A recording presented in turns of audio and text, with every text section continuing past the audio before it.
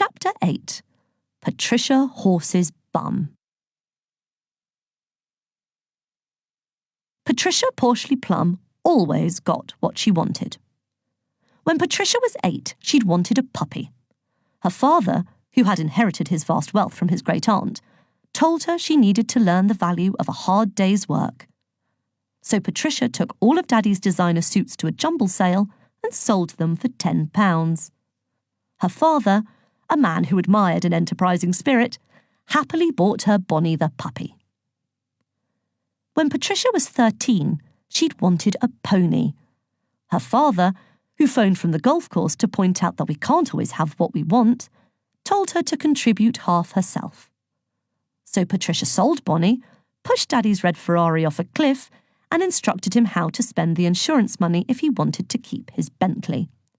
Her father, a man who wasn't sure about red anyway, nervously bought her Princess the pony. When Patricia was 20, she'd wanted a car. Her father, who retired at 35, tried to tell her to get a job. But as his daughter produced a box of matches and a petrol can in the drawing room, her father, a man who now feared for his life, simply handed over his credit card. Now Patricia was 40-something, but knew she could pass for 37. She wanted home farm. That vile farmhouse needed to be squished and the shed bulldozed, but it sat on a valuable piece of land that was ripe for development. Patricia could build dozens of overpriced houses on the plot and make a fortune. If only she could make Josie Hooper see sense. But that repugnant boy Elliot wouldn't let her near his mother, and Patricia was running out of patience. Patricia Porcely Plum was not getting what she wanted, and this was unacceptable. Like anyone who has too much, Patricia had no sympathy for those who didn't have enough. She loathed poor people. Patricia treated poverty like most people treat a nasty stomach bug, a horribly catching affliction that necessitated plenty of hand-washing. Besides, poor people only had themselves to blame. If you couldn't look after your money, you didn't deserve it, which left plenty for her. And those ghastly Hoopers were poorer than unemployed church mice. What made the situation even more intolerable was the fact that Patricia knew something fishy was going on. She didn't believe Elliot's excuses for one tax-efficient minute, and she was determined to get her hands on home farm. And that £20 the little blighter had stolen. Patricia Porcely Plum might have deluded herself that she could pass for 37, but she wasn't stupid.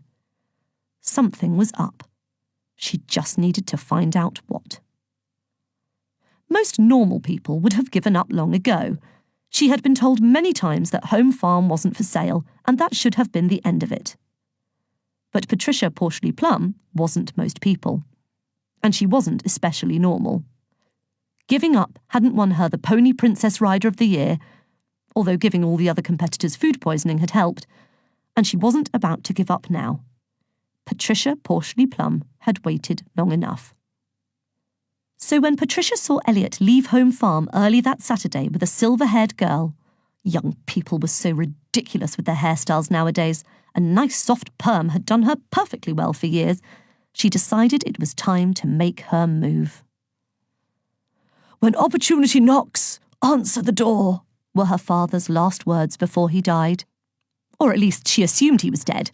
She hadn't seen him since the day she claimed he'd gone potty, stuck him in a home and taken all his money.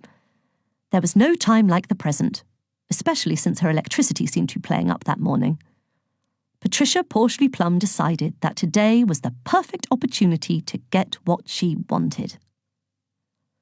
Armed with a homemade Victoria sponge, well, the label said that someone had made it at their home, the moment Elliot was out of sight, Patricia made her way up that stupid path to home farm.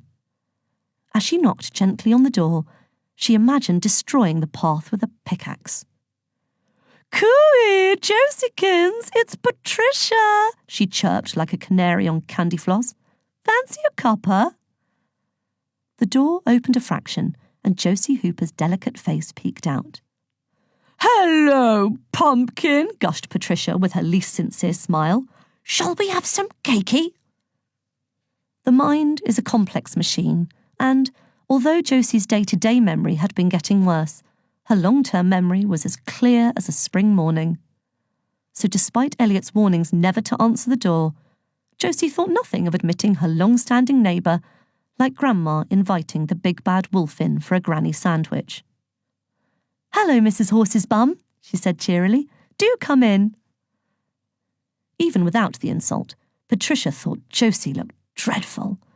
She hadn't seen her for months, but really, the woman was aging horribly. That's what happened when you didn't spend money on expensive beauty creams that were packed with dinoflavin emprocloxazines to keep the skin firm. And Josie wasn't even dressed.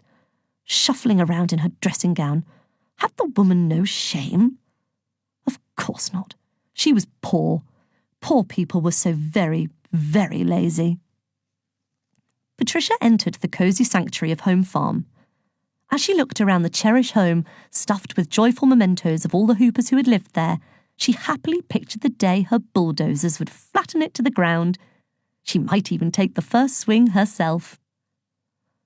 "Can I get you a cup of tea?" Josie asked kindly, ushering her guest through to the kitchen. "How lovely, dear," said Patricia, offering Josie the sponge cake.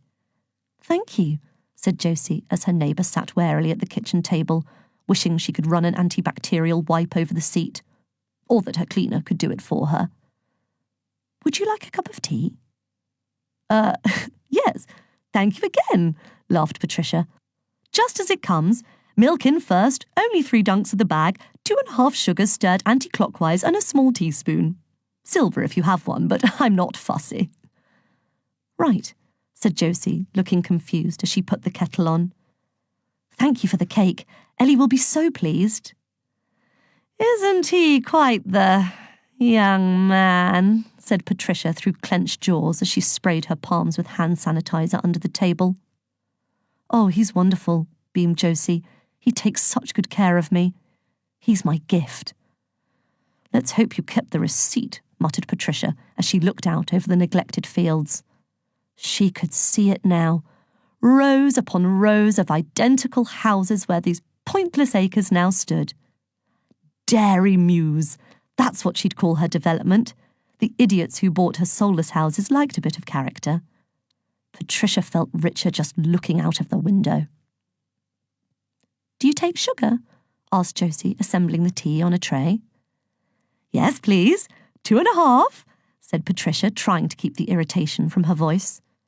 Not only was the woman poor and lazy, she was clearly stupid as well.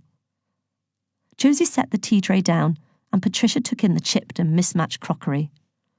"I was so sorry about your father-in-law, Poppet. He was such a character," Patricia grimaced, knowing perfectly well that he'd invented the horse's bum nickname that followed her around the village like one of those frightful charity collectors. "Thank you," said Josie, quietly pouring the tea. "It's been a difficult year."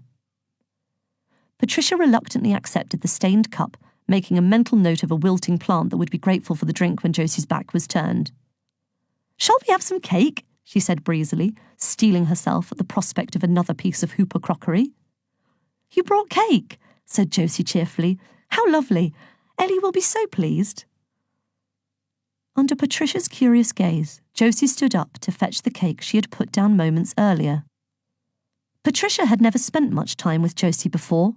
Why on earth would she? But she didn't remember her being this dopey. "May I use your facilities?" she asked. "Of course," said Josie, rummaging around in a cutlery drawer for the big knives that Elliot had hidden. "The toilet's just down the hall on the right." Patricia shuddered at the offensive word. Just because they existed, it didn't mean that toilets needed to be mentioned out loud, just like famine victims or affordable houses. She left the kitchen and immediately headed for the front room. Patricia had no intention of going to the unmentionable in this house. Heaven only knows what she'd catch from the unmentionable seat. No, she wanted to find out what was really going on at Home Farm. She peered around the homely room, which was cluttered with photographs of happier times. In a faded golden frame were Wilfred and Audrey Hooper on their wedding day. A chipped wooden frame displayed a euphoric Josie cradling the newborn Elliot. On one wall were yearly photographs of Elliot showing the baby growing into a boy, although Patricia observed that the most recent school photo was 2 years old. Patricia turned her nose up at this pointless tat. All the walls in Patricia's own home were painted in essence of Penguin's belly button and hung with expensive paintings by artists who were so exclusive that no one had ever heard of them. Papers littered every surface, and, checking that Josie was still fiddling with the cutlery drawer, Patricia turned some of them over. They were all final reminders, and they came from everywhere imaginable. Gas, electricity and water suppliers, phone companies, the local council. And on top of them all was the really scary letter. Poking her sizable nose around the corner once more, she picked up the letter by its corner and began to read. Patricia Porchley Plum's shriveled heart danced a tango as she scanned the letter threatening Elliot and Josie's beloved family home. She held the letter from Easy Dosh like most people hold a winning lottery ticket. A lazy mother and that idiot child couldn't possibly find £20,000 by next Friday. But nor could Patricia allow Home Farm to fall into someone else's hands once those tiresome hoopers had been thrown out onto the street and the farm repossessed. Home Farm was going to be hers. Putting the letter back where she found it, Patricia skipped round to the unmentionable, took a deep breath, and flushed it with her hand inside her sleeve. That blouse would have to be burnt, but it had been worth it. Now Josie would have no choice but to sell her Home Farm, and for a fraction of its value.